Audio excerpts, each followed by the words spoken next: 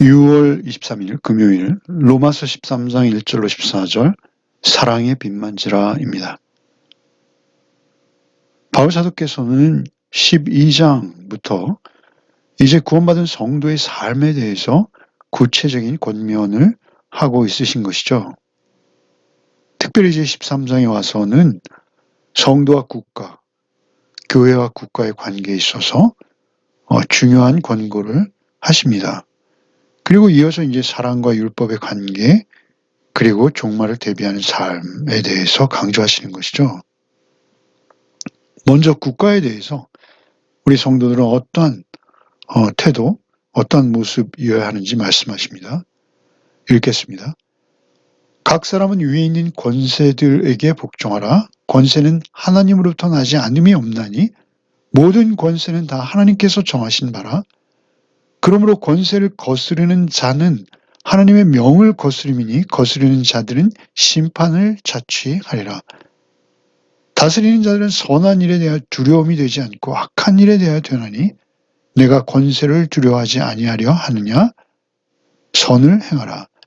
그리하면 그에게 칭찬을 받으리라. 그는 하나님의 사역자가 되어 내게 선을 베푸는 자니라. 그러나 내가 악을 행하거든 두려워하라. 그가 공연히 칼을 가지지 아니하였으니 곧 하나님의 사역자가 되어 악을 행하는 자에게 진노하심을 따라 보응하는 자니라. 그러므로 복종하지 아니할 수 없으니 진노 때문에 할 것이 아니라 양심을 따라 할 것이라. 너희가 조세를 바치는 것도 이로 말미암음이라. 그들이 하나님의 일꾼이 되어 바로 이 일에 항상 힘쓰느니라. 모든 자에게 줄 것은 주되 조세를 받는 자에게 조세를 바치고 관세를 받는 자에게 관세를 바치고 두려워할 자를 두려워하며 존경할 자를 존경하라. 특별히 사도께서는 각 사람은 위에 있는 권세를 복종하라 라고 말씀하시죠. 그리고 그들의 권세를 거스르는 것은 하나님의 명을 거스른다 라고 말씀하세요. 4절에는 그는 하나님의 사역자가 되어 내게 선을 베푸는 자니라. 하나님의 사역자라는 표현을 하세요. 그런가 하면 6절에 그들이 하나님의 일꾼이 되어 세금을 걷는다. 그들이 하나님의 일꾼이라고도 표현하고 계시다라는 것이죠. 이렇게 문자적으로 볼 때 우리가 이 말씀은 사실 크게 오해할 소지가 있습니다. 우리가 성경 전체를 볼 필요가 있어요. 성경 전체가 요구하는 하나님의 백성의 성품은 어떤 모습이어야 할까요? 그것은 하나님을 섬기며 하나님의 말씀을 따라 사는 것이 우리의 삶의 목적입니다. 우리가 이제 로마서를 끝내고 예레미야로 가는데요. 예레미야 선지자 또는 이사야 선지자, 그들 모두가 소위 말하면 권세자들로부터 희생당하신 분들이라는 사실이죠. 결국 바울 사도 자신도 이제 선교 중에 결국 로마의 권세에 의해서 칼에 순교 당하시는 것이죠. 그가 공연히 칼을 가지지 아니하였으니 라고 말씀하시죠. 이 칼은 흉악범들 내지는 형사범들 이런 자들에게 쓰는 권세를 칼이라고 할 수 있을 것이죠. 그런데 그러한 권세들을 잘못 사용하는 독재자들이 현실 속에 너무 많다라는 것이죠. 김일성을 보십시오. 히틀러 같은 정권이 있었어요. 히틀러를 암살하려고 보네포는 암살단에 가입했죠. 보네포 목사님 우리 잘 알지 않습니까?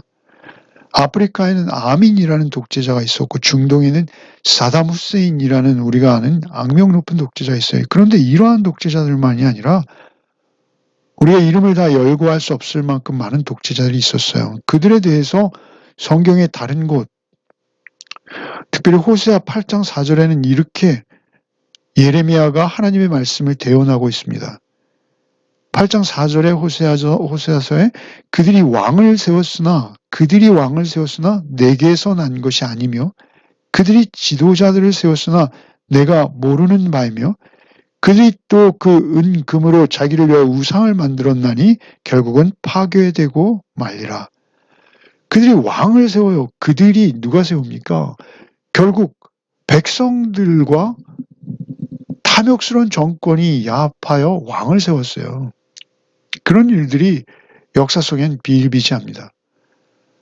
우리가 잘 아는 남아프리카 공화국 있지 않습니까? 아프리카의 최남단에 있는 그 흑인을 차별하는 정부가 있는데 그들이 기독교를 표방하고 있습니다. 미국의 남북 전쟁이 있을 때 미국의 남군들 있지 않습니까? 그들은 노예주의자입니다. 노예를 부리는 것이 성경적이라고 주장하던 아주 당시로서는 남부인들, 지금도 그렇습니다만 그들의 신앙이 굉장히 보수적이고 뛰어났다라고 여겨지던 시대였어요. 그리고 우리 근현대사에도 정작 독재 아래서는 독재에 아부하며 그들과 이권을 챙기기에 바쁜 그런 교회가 무슨 전가의 보도처럼 로마서 13장을 매일 읽었지 않습니까? 그러다가 그들이 오히려 자기의 이해관계에 맞지 않다라고 싶으면 언제 로마서 13장을 읽었냐라고 싶듯이 그렇게 극렬하게 또 반항하고 저항하는 모습들을 우리가 보고 있어요. 중요한 것은 이것은 문자적으로만 해석할 수 없다라는 것입니다. 성경 전체를 보고 우리가 해석해야 된다라는 것이죠. 물론 사도께서는 성도가 로마에서 시민 생활을 할 때 충실하게 하고 범사에 그 선한 일에 앞장서서 그들에게도 인정받으며 복음을 전하고 평안한 삶을 누리길 바라시는 것이죠. 왜 그렇습니까? 우리의 삶의 첫 번째 기준은 정치가 아니고 독재자가 물론 그런 것들에 대해 우리가 마땅히 저항할 때 저항해야죠. 용기 있게. 그러나 또 그것이 우리의 그 주된 목적이 될 수 없어요. 그것은 우리의 관심의 대상이 되기는 하지만 그것이 우리 전체를 지배하거나 이끌 수 없다는 것입니다. 우리의 신앙생활의 삶의 1번은 무엇입니까? 그것은 하나님 앞에서 하나님의 성품을 담고 회복한 자답게 사는 거예요. 사랑하며 섬기며 나누며 그것이 근본적인 그리스도인의 가장 중요한 삶인 것이죠. 그것은 하나님 앞에서 거듭난 자로서 내 안에 거하시는 하나님의 권고하심으로 이루어져 가는 것이죠. 그래서 이어지는 말씀은 사랑과 율법의 관계인 것이죠. 8절부터 읽겠습니다. 피차 사랑의 빚 외에는 아무에게든지 아무 빚도 지지 말라. 남을 사랑하는 자는 율법을 다 이루었느니라. 간음하지 말라, 살인하지 말라, 도둑질하지 말라, 탐내지 말라 한 것과 그 외에 다른 계명이 있을지라도 내 이웃을 내 자신과 같이 사랑하라 하신 그 말씀 가운데 다 들었느니라. 사랑은 이웃에게 악을 행하지 아니하나니 그러므로 사랑은 율법의 완성이니라. 피차 사랑의 빚 외에는 아무에게든지 아무 빚도 지지 말라라고 하세요. 빚 지는 것. 어떤 빚도 남에게 지어서는 안 됩니다. 오직 사랑의 빚은 우리가 다 갚을 수 없다는 거예요. 여러분 우리가 부모님에게 엄청난 사랑을 받습니다. 그런데 그 사랑을 우리가 정직하게 부모님 앞에 온전히 갚을 수 없어요. 그것이 돈으로 됩니까? 더욱이 우리는 하나님의 사랑을 받았습니다. 하나님의 사랑은 우리가 갚을 수 없어요. 피차 사랑의 빚 외에는 아무에게든지 아무 빚도 지지 말라. 사랑의 빚은 질 수밖에 없는 거예요. 그러나 그 사랑의 빚을 졌을 때 그때 우리도 그 빚진 자의 마음으로 우리도 누군가에게 그 사랑을 흘려보내는 것이죠. 그 피차 사랑의 빚 외에는 아무에게도 아무 빚도 지지 말라라고 말씀하시고 바로 이어서 뭐라 하세요? 남을 사랑하는 자는 율법을 다 이루었느니라. 사랑의 빛을 지고 그 빚진 것에 대한 채무감이 있는 그는 남을 사랑할 수밖에 없어요. 그래서 곧 이어서 이런 말씀을 하시는 것이죠. 남을 사랑하게 되면 율법을 다 이룬 것과 같다. 사랑은 율법의 완성이라고 이제 곧 10절에서 말씀하시죠.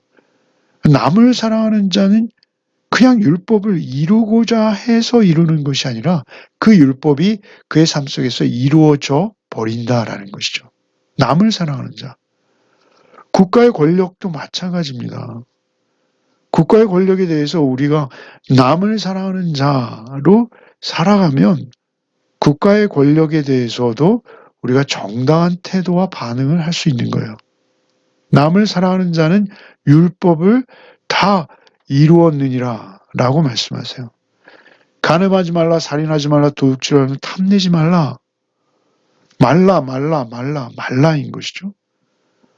이건 굉장히 부정적인 것이요. 법률적으로, 율법적으로 구속하는 것이죠. 그러나 사랑은 그와 같지 않고 적극적으로 흘려보내는 것이요. 행하는 것이요. 섬기는 거예요. 그렇게 사랑하는 자들은 간음을 하겠습니까? 살인을 하겠습니까? 도둑질을 하겠습니까? 탐내겠습니까? 이러한 것들까지 그들은 다 당연히 지켜지는 것이라는 것이죠.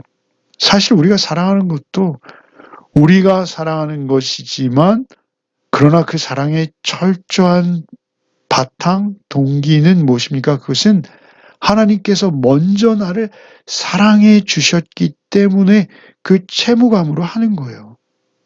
최고의 사랑은 무엇입니까? 복음을 전하는 것이죠. 우리 가족들이 말이죠. 특별히 내가 아는 사랑하는 자가 예수 믿지 않으면 여러분 어떻게 되는 겁니까? 그래서 그들에게 복음을 전하는 것, 그것 사랑입니다. 다른 계명이 있을지라도 내 이웃을 내 자신과 같이 사랑하라 하신 말씀 가운데 다 들었느니라 9절에 이렇게 말씀하시잖아요. 내 이웃을 내 자신과 같이 사랑하라 하신 말씀 그 가운데 이거 다 포함되어 있다는 것이죠. 그러니까 우리 안에 계신 예수께서 나를 사랑하신 그 사랑을 내가 늘 품고 살아가고 있다라면 내 힘과 내 능력으로 사랑하는 것이 아니라 내 안에 은혜 주시는 예수 그리스도로 인해서 우리는 사랑과 섬김의 삶을 살 수밖에 없고 그것은 내 힘과 능력이 아니라 그리스도의 은혜에 의해서 주님의 몫이 되는 거예요. 주님께서 그렇게 살 수 있도록 은혜를 베푸신 것이죠. 10절에 사랑은 이웃에게 악을 행하지 아니하나니 그러므로 사랑은 율법의 완성이니라. 어떻게 사랑하는 자가 간음하고 살인하고 도둑질하고 탐내겠냐라는 것이죠. 사랑은 이웃에게 악을 행할 수 없다. 말이 안 된다. 그러므로 사랑한다라면 이미 율법은 네 안에 완성되었다라는 것이죠. 살인하지 말라 하였지만 원수까지도 사랑할 수 있는 것.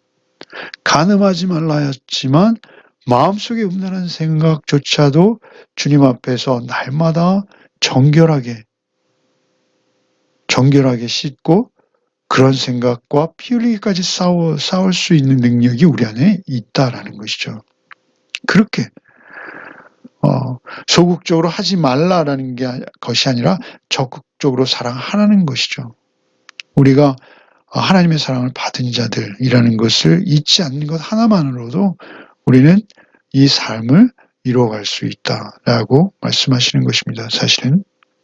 그리고 이제 늘 깨어 있으라는 거예요. 그 사랑 안에도 깨어 있어야죠.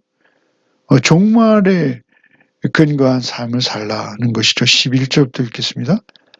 또한 너희가 이 시기를 알거니와 자다가 깰 때가 벌써 되었나니 이는 이제 우리의 구원이 처음 믿을 때보다 가까웠습니다. 밤이 깊고 낮이 가까웠으니 그러므로 우리가 어둠의 일을 벗고 빛의 갑옷을 입자. 낮에와 같이 단정히 행하고 방탕하거나 술 취하지 말며 음란하거나 호색하지 말며 다투거나 시기하지 말고 오직 주 예수 그리스도로 옷 입고 정욕을 위하여 육신의 일을 도모하지 말라. 특별히 종말, 예수 그리스도의 다시 오심을 대비하는 삶을 살 것을 말씀하시는 거예요. 첫째 뭐요? 자다가 깰 때가 되었다. 그리고 두 번째 뭐요? 처음 믿을 때보다 구원이 가까웠다. 그러니까 12절에는 세 번째 밤이 깊고 낮이 가까웠다. 이거 다 종말을 바라보는 세 가지 이유예요. 자다가 깰 때가 되었다라는 것이죠. 이제 주님께서 우리를 흔들어 깨우실 때가 다가오는 것이죠. 처음 믿을 때보다 구원이 가까워진 건 사실이에요. 우리가 예수 그리스도 오실 때까지 우리가 살아있을까요? 그 전에 내 개인이 먼저 죽음을 맞이하겠죠.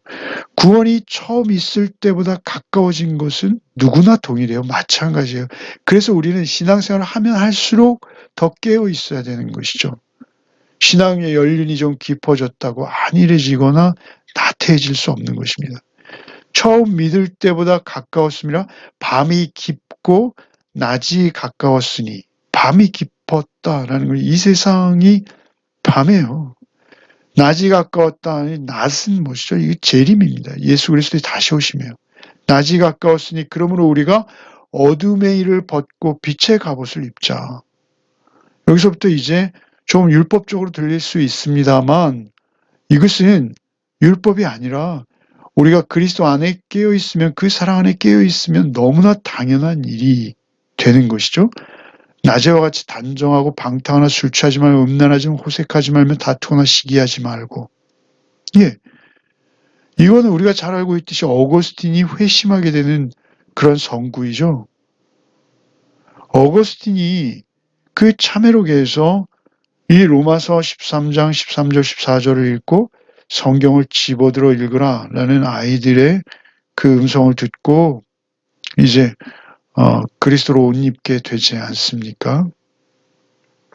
이것이 율법적, 윤리적, 도덕적으로 들려온다면 우리는 안 됩니다.